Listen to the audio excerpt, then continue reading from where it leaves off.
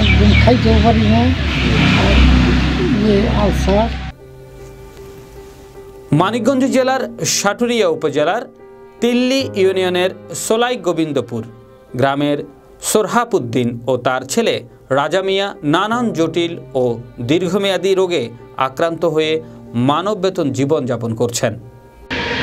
আপনার আলসার হয়েছে, পাকস্থলীতে টিউমার হয়েছে, এগুলো যার কারণে আপনি এই যে অপারেশন হতে পারছেন না টাকার জন্য। কিসের জন্য হইতে পারতেছেন না? টাকার জন্য। এই রোগ কতদিন ধরে হয়েছে আপনার?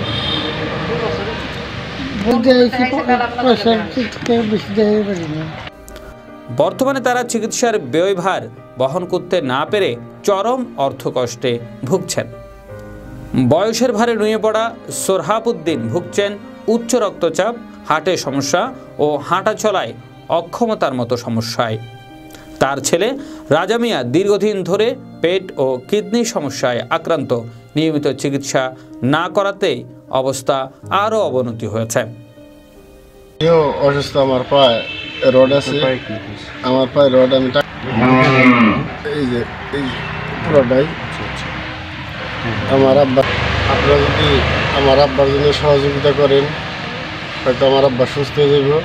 আমি ছোট একটা হোটেলে চাকরি করি, আমার দ্বারা চিকিৎসা, আমার আব্বার চিকিৎসা করা সম্ভব না। পরিবারটির পক্ষ থেকে জানানো হয়, আমরা সব কিছু বিক্রি করে চিকিৎসা চালিয়েছি, এখন আর কিছুই নেই, হাসপাতালও যেতে পারছি না, একটু সাহায্য পেলে হয়তো বাঁচতে পারি।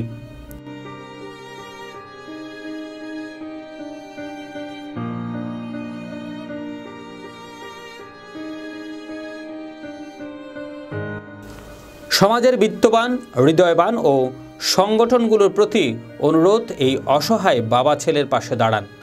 আপনার একটি সাহায্য ফিরিয়ে দিতে পারে দুটি জীবনকে। আপনারা আমার আব্বার জন্য সবাই এগিয়ে আসবেন। মানিকগঞ্জ প্রতিনিধি মাহবুব আলম তুষারের রিপোর্ট।